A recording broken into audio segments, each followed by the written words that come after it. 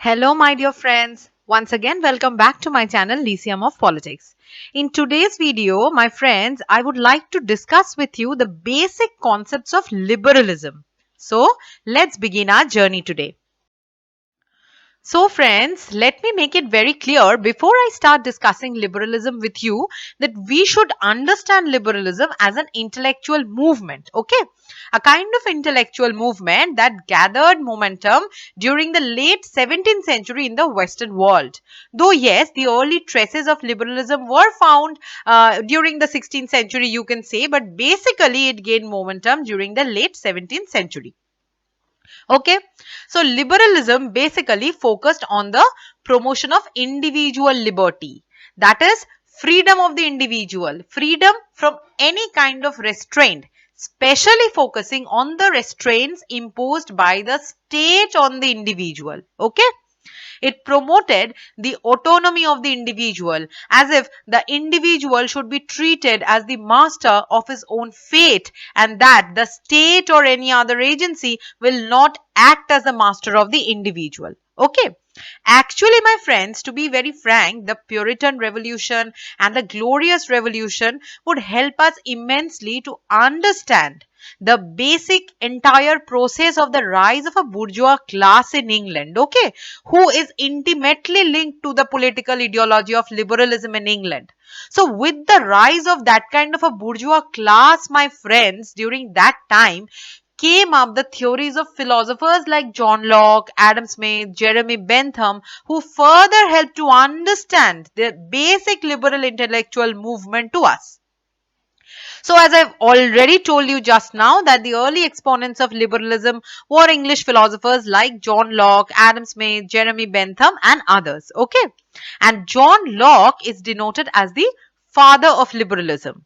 Because as I will unfold the basic tenets of liberalism in front of your eyes, my friends, you will find that most of those principles have been very well narrated by Locke himself in the very early times. That is why we denote him as the father of liberalism.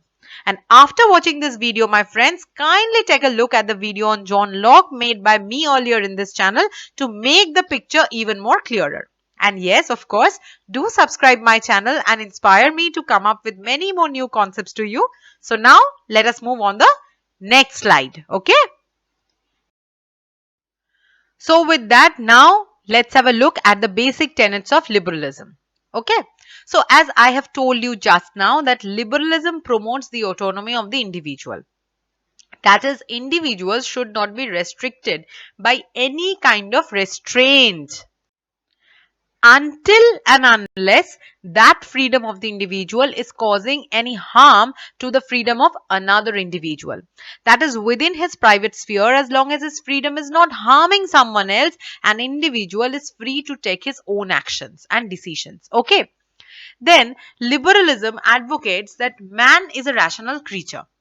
Therefore, he can very well contribute both to his own progress as well as the societal progress. And most importantly, there is no conflict that exists between the interest of the individual as well as the interest of the society. That is, a man who is contributing to the own progress will not be able to contribute to the progress of the society. That is not true. He can very well manage himself as well as the society. Okay. Then liberalism upholds freedom of contract. Okay. That is, individuals will only accept obligation when that is beneficial to him or he is not compromising his dignity by any chance. So the consent of the individual in accepting the contract or any kind of obligation, my friends, is very, very important according to the liberals. Actually, if you remember that while depicting the social contract theory, John Locke himself laid down the foundations of English liberalism, and giving importance to this consent factor of the individual, he provided the right to recall the government to the people. That is, if the people find that the institution is not keeping up the natural rights of right to life, liberty and property, you remember, you can call back the government.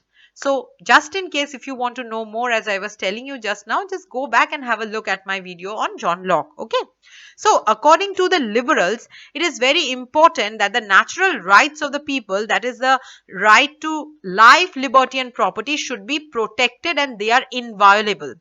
Okay, so liberals always say that these three rights should well be protected and the individuals should always see to it that the right to life, liberty and property are honored by the institution. Apart from that, my friends, liberalism promotes civil liberty of the individual, like the freedom of speech, expression and thought, association, movement, and most importantly, the personal freedom of the individual. Okay. So liberalism attaches a minimalistic role to the state. Fine.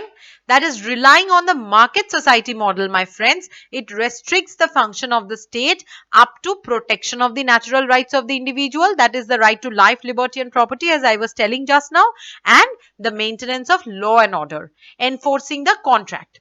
So in no way the state can emerge as an absolute authority in a liberal state, but they do not rule out the state also. Okay, that is why the liberals call the state as a necessary evil.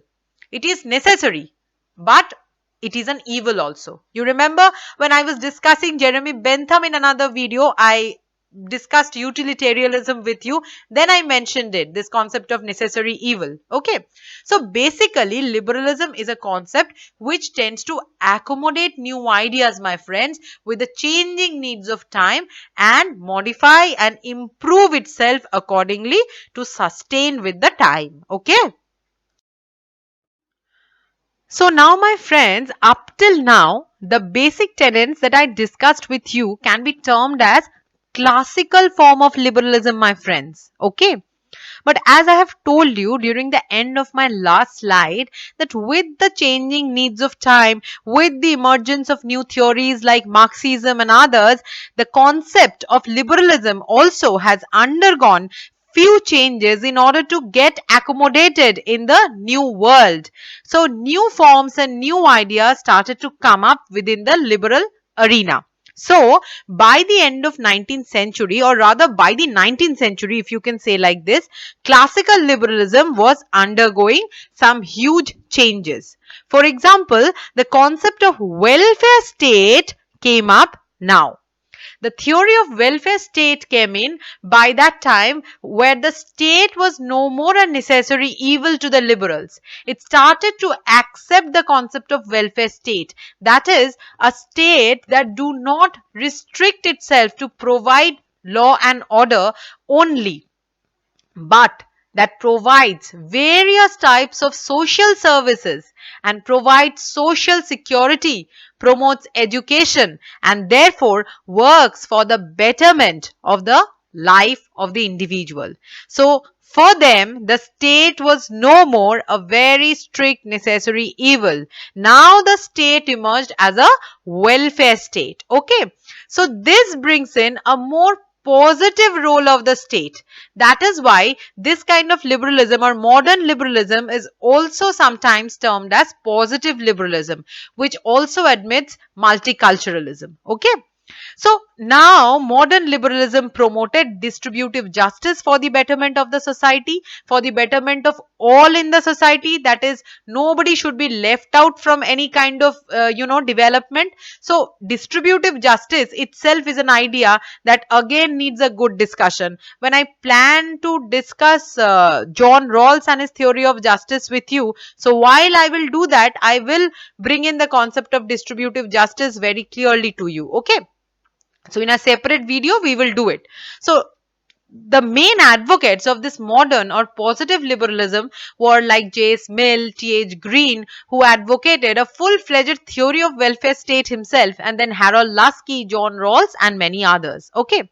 So modern liberalism started to treat the state as a welfare one, and that the idea that the liberals were promoting during the classical days, that the state is a necessary evil and should be restricted only to law and order and nothing else, was no more nurtured by the liberals during the term of modern liberalism. Okay.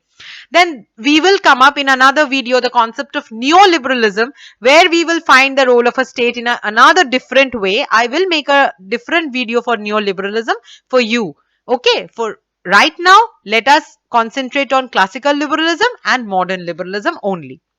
So, this was the basic concept of liberalism, both classical and modern for you. Hope you like my video. Please do subscribe to our channel and keep on inspiring us. Kindly participate in the community questions asked by me in this channel. Let's strengthen our bond, my friends, more and more. I will come back to you with a new video. Till then, never stop learning and keep on exploring. Bye bye and keep on posting your comments. Take care.